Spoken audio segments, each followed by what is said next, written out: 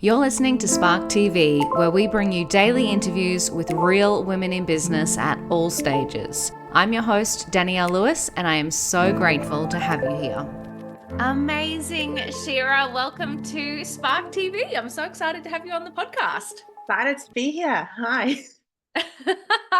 We were just chatting pre-record about the busyness of this time of year and kids finally getting back to school. So I'm so excited that, we are the first cab off the rank. You're spending your time with us. So very appreciative of that. Let's start out by telling everyone who you are and what you do. Yeah, so like you said, my name's Shira. I own an indoor playground and cafe and party venue in Auckland, New Zealand. I'm also a mum to 3 kids. They're 2, 4, and 6 years old. So busy, but love it. I don't know. Our playground really, it's awesome. It caters for children ages 0 to 12 years old. And we tried really hard to create a space that's just like great for kids where they're safe, where parents can really come and relax and enjoy. Really important for us to make sure everything's really clean and tidy. I mean, mum of 3 myself, right? So if I'm not okay with my kids playing there, then I don't expect my customers to be okay with their kids playing there. And if you ask anyone that knows me, my standards are pretty high. So it's kind of where we're at with the playground. Before doing all of this and before mumming, I actually worked in healthcare and worked alongside families whose kids would have different developmental needs. A lot of children with autism or like some chromosomal hiccups and stuff here and there. So like a lot of kids with different needs. And I spent a lot of time with them and just realizing that these kids know that they're different, but they don't want to feel that way. And there wasn't really a playground space that existed for these kids that was exactly the same as where their peers would go. And they would just want to be like their friends. They want to be able to go to the same places. So in between me working in healthcare and then having the kids, and then my husband and I looking for a business to purchase, when we realized playgrounds where we're going to go, I got really excited. And I was like, we can create a cool space for these kids too, which was brilliant. So we did that. And we have a playground that runs low sensory sessions. So these children can come and say, hey, we went to my Wonderland too, which is the same place their friends would go to. And that was really important for us for them to be like, it's not my own special playground. It's not my own place that's custom made for me. It's exactly where you guys go to. And then our kids have food allergies. So it's the exact same experience as a parent of children with all 3 of my kids have food allergies, like a list of them. It's quite a lot, and we can't take them anywhere for them to eat.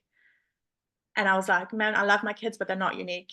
And we're not the only family with a struggle. So I'm like, how cool if this indoor playground can also cater to the allergy community in a safe, healthy, and still kind of like mainstream kind of way. So we flipped our cafe completely on its head with that, and we do that. So we're celiac safe. Like your kid can order their like gluten-free chicken nuggets that's also dairy-free and whatever, and it looks the same as the other guy's chicken nuggets. So while it's still chicken nuggets, at least it looks like they're friends. And that was really like what was really important for us was like, catering to these families that miss out. And it kind of evolved into what we call now our no child missing out ethos. So everything we do is about that. And these kids, so we want everyone to have this like the same experiences their friends would have where they normally can't. And it just breaks my heart when I hear about like families who's like, oh, we can't take our kids there, or my child was invited to whatever this thing was and they weren't catered for, or they didn't feel included, or how do you tell a 6-year-old that yeah, your friend wants to play with you, but you can't have their birthday cake, or you can't have the food, bring your own food. And they learn, and it's just tough, and they shouldn't have to be that tough at such a little age. So yeah, and I think that, no, this is so good. It's interesting because, we have solutions, and you have proven it by the fact that you've created this space, created the cafe. We do have solutions for these life challenges that not just kids go through, everyone goes through. So how amazing that you have taken, things that you've experienced in your own family and turned that into a business. I think that that's incredible. Congratulations.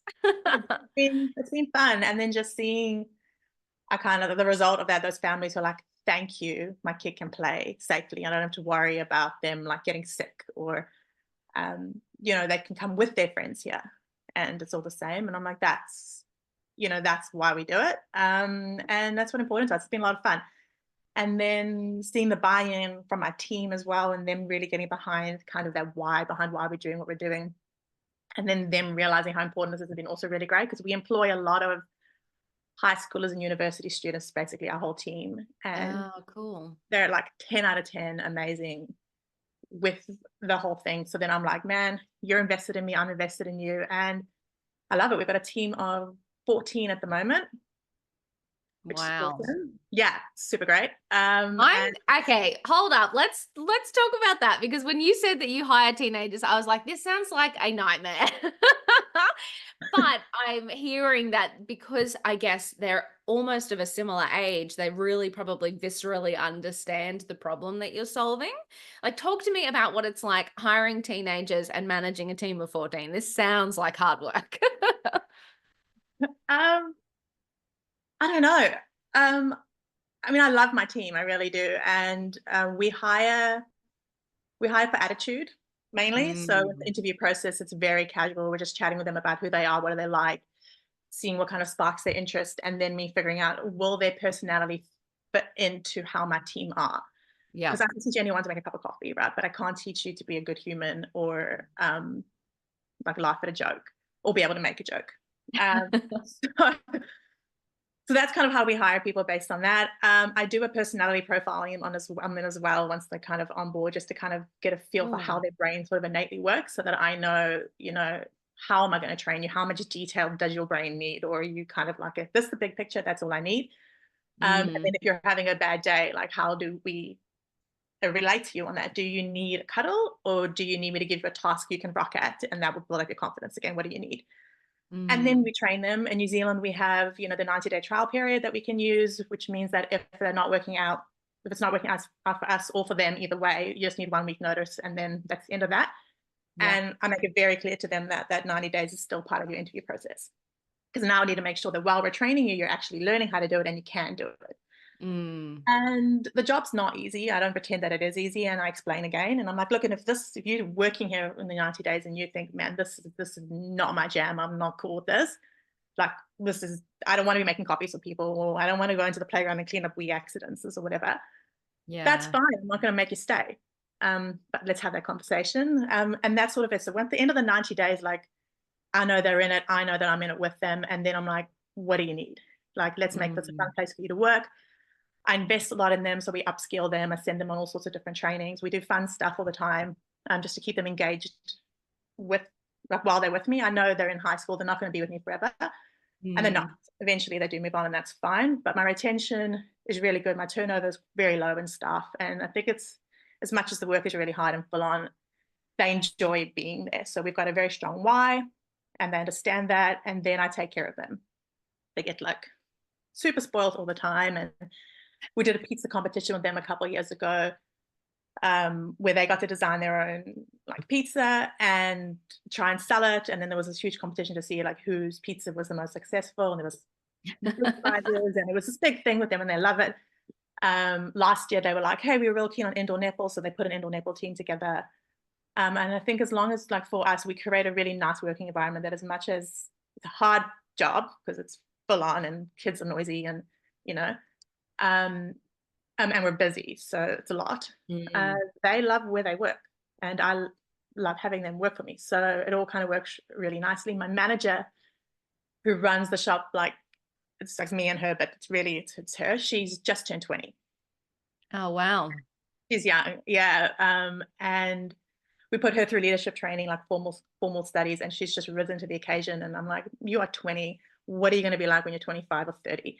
This girl's going to conquer the world. But it was another thing where she was full time, fresh out of high school. I'm like, you seem like the kind of person who, like, would have gone to university and pursued like that kind of career path. And she was like, Mm, yeah, like, situations happened that she kind of missed the application. And I'm like, okay, well, I got you. I'm keeping you. So yep. we're going to make this work because your potential is like amazing. So let's do this. And she's just blown us out of the water in her Oh my God. young 20 years. And I'm like, cool, we'll keep you. That is incredible. I mean, it's so interesting. I love the radical transparency through the interview process. I mean, I just reflect on when I used to have a job and how many people would try and sell you the job. Like, it's a great place to work. It's, all the things. And I think to myself of when I was in the early days of hiring, I would do that too. It was almost be like, who would want to come and work for me? So I better make it sound amazing. And then it's a bit of a rude shock when people, so I was running a marketing agency. So it's like, clients, highly annoying, too much work. You've always got too much on, there's deadlines, but you make it sound like this fun, exciting place. And then they get there and they're like, oh, this kind of sucks, Mm. especially if they're brand new to the workforce and you're teaching them, like, yes, you have to arrive at 9 a.m. in the morning and all of the things. I Yeah. just love the idea of just telling it like it is, and just it is hard, it is difficult, but we're here to support you. And, if you rise to the occasion, we'll not only make it a great place to work, but we'll invest back into you as well. Yeah, exactly. Because I'm like, I'm not into the bait and switch. And even if it's not that, I'm just like, you're going to figure out on day one that this is like a lot, So Yeah. if it's not for you, that's cool because it's not for everybody. Like some of Mm, my best friends wouldn't hack it, and that's totally fine. And I yeah. wouldn't be able to do what they're doing because I need the busy and the fast and the sprinting and the noise and the chaos because that's how my brain Mm, works, and that's fine. And that's fine. And not everybody. We've had people come in, and I'm like, they're awesome, but I'm like, this is just too fast paced for like where they're at, and that's cool. mm. I was like, I'll write you a recommendation letter, like whatever you need, because you're capable. This is not the right environment that suits you, and that's okay. Um, Wow, I love that so much. And I mean, it's obviously working because you've obviously got great retention and the business is growing. So I think if we can steal these tips from you, this is so good. Thanks. Oh, I love it. I love it. So how has the business grown? So obviously being a physical space, Mhm. oftentimes I think a lot of people when they start businesses, we always talk about online strategies, but you had to grow a business that was physical and local. How Yeah. did you go about growing the business? Um, well, so we bought the business almost 2 years ago, like in a week it'll be 2 years, and it Yep. was very much in a state of decline. It had a Mm, reasonable, okay reputation, but it was definitely not in a growth phase. That was also mm. part of the appeal. I was like, "Oh, we can really turn this around. This would be cool." Um, but I think the step one for us was just really like, okay, reputation is everything, and I am my own target market. What do I want to see? So we made sure that our customers were very aware that what you want, we want, and we're going to give it to you.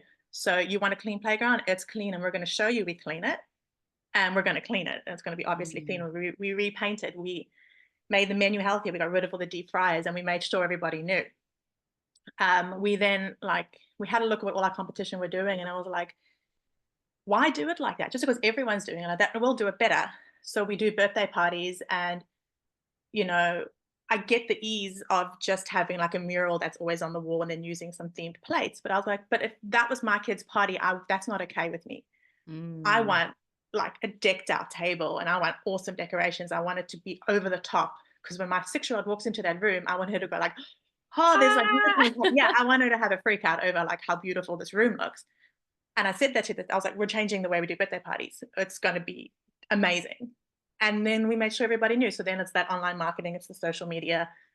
Um, and that was the first year of business and then we put everything in that first year of us owning it back in. So like fortune on just maintenance and just getting it back up to scratch. And then the marketing, so people knew.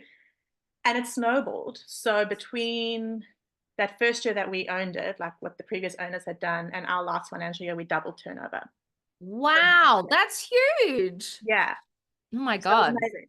So yeah, Mm, so in that like under 2-year time frame, we did that. I'd set these 5-year goals that I wanted to hit, and then my husband and I were chatting about some stuff a few months ago, and I was like, "Well, where are we tracking?" And I'm like, mm. "Holy," I was like, "We've hit them. We've hit almost every single one of my 5-year goals in less than 2 years."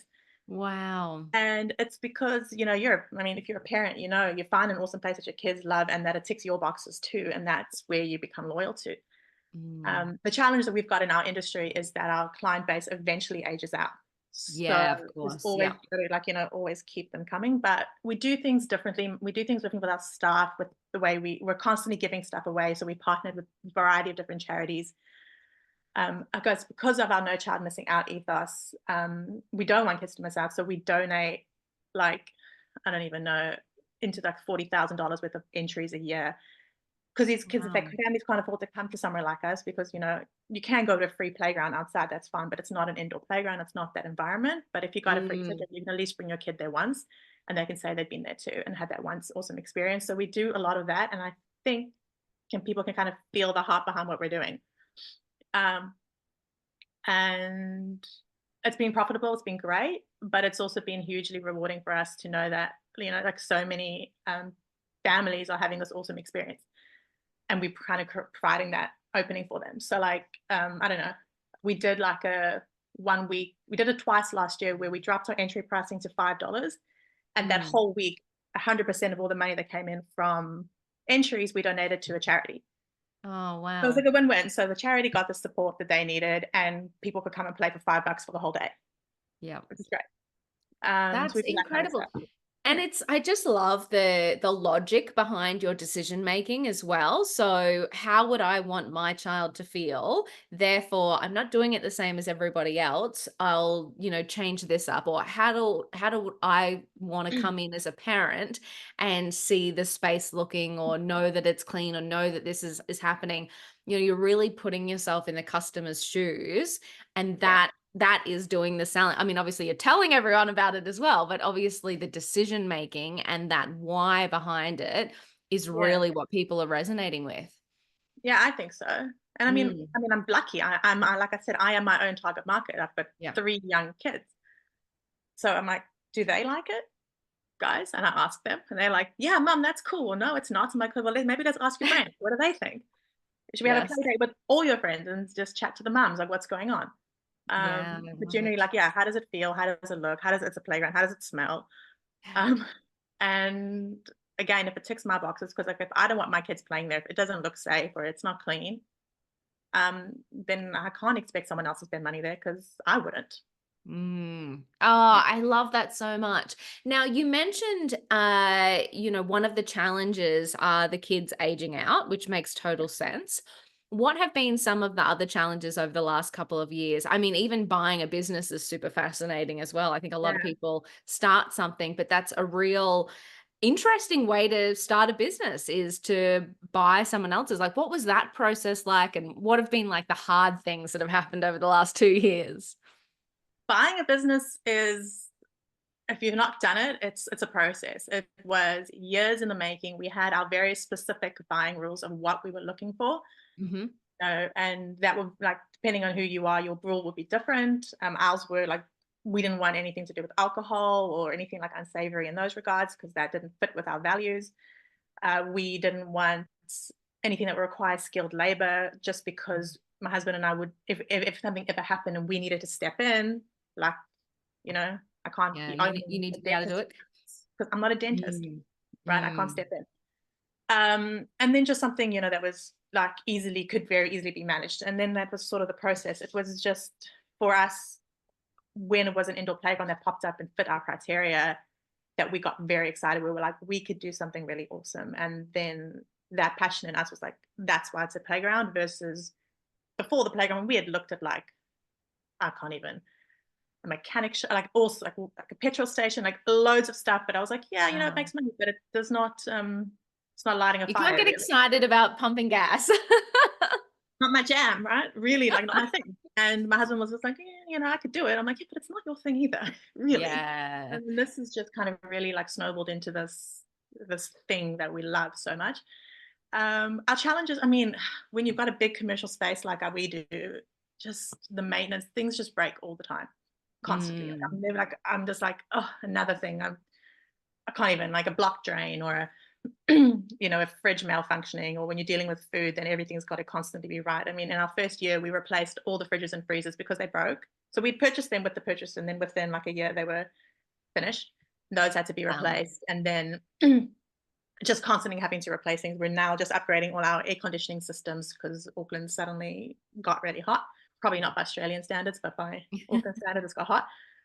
Um, and just dealing with that constant maintenance, and then having the kind of a big learning curve for us was having a pool of cash set aside for when these things break. Because if Yeah. you're in hospo and your fridges break, that's like you need to be able to replace them right now. Yeah. That's You know, it. It can't be like, I'll just save up for that and we'll yeah, make it happen. Yeah. yeah. And it's just that Mm. constant like that turnover thing. And then well, like I spent like that 2023, the end of 23, really like pushing how awesome my birthday parties are. And then, like I said, 24 just went mad. And I was just like, we're fully booked. We need Wow. more stuff.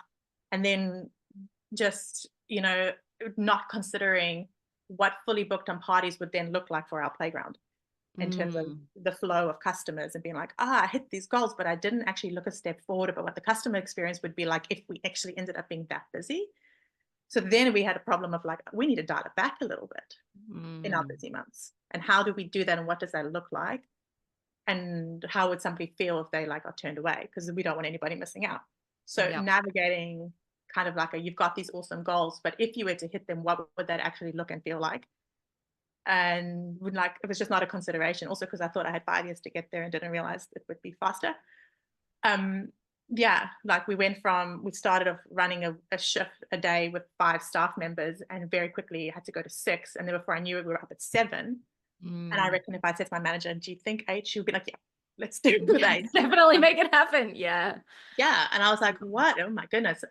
So it was like a funny problem we had, where we were literally like, we need a bigger premises, but with an Mm. indoor playground, because of how fixed it all is, the cost of moving your playground is almost the same as starting a brand new one.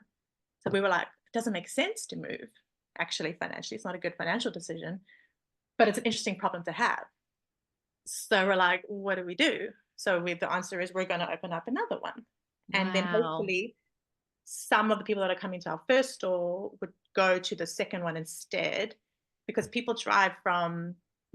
come from far for us, which is crazy. I'm still blown away, Cool. because I'm like, how many indoor playgrounds you've passed on your way to get to us? Like we get buses that show up. I don't know if you know the geography of New Zealand or the North Island at all, but it's like, Not at all. uh, I can't even give a good analogy because I don't know Australia well enough. But like they would drive an hour and a half from like from the North Island down on a bus Wow. to come to an indoor playground, because there's not much up where they are. Yep. And I'm like, but yeah, but there was some stuff along the way and other things that I know are closer, and like, That's another franchise. incredible. Yeah. So that was, I was like, cool, okay, we're doing something really right. But like Yes. maybe we could open up another one a little bit closer to you guys. It'll take pressure off our existing store, and we'll Yep. save you an hour and a half drive. But then they're coming from like both ends of like on either like north and south of Auckland. So I'm like, okay, Wow. multiple stores. So that ended up us rolling, and we were getting lots of people phoning us saying that they want to start their own indoor playground. Are we franchising? So we were like, we're getting enough people asking that maybe, and we need to open up more stores, and it's an expensive business to start. So we were like, yeah. So that is kind of our 2025. Oh, this is the first announcement. Oh So my we're God. franchising. Are we allowed to share this? Yeah, you can share it. It'll be okay. Yes. So 2025, we're This won't be franchising. coming out till March, so we'll buy you some time. Perfect. Okay. So Oh yeah, my, that 2025 to is franchise. so exciting. Oh my gosh. So that's also why. So we're selling our house Mhm. and should get 1 or 2 more stores opened that we own. And then hopefully a couple more franchises, because we've had like quite a few people that have been contacting us that we're now in conversation with. Mm. So all going well, by the end of 2025, we'll have, I don't know, upwards of 3 My Wonderlands New Zealand wide, and then Wow. maybe Australia in the future. Who knows?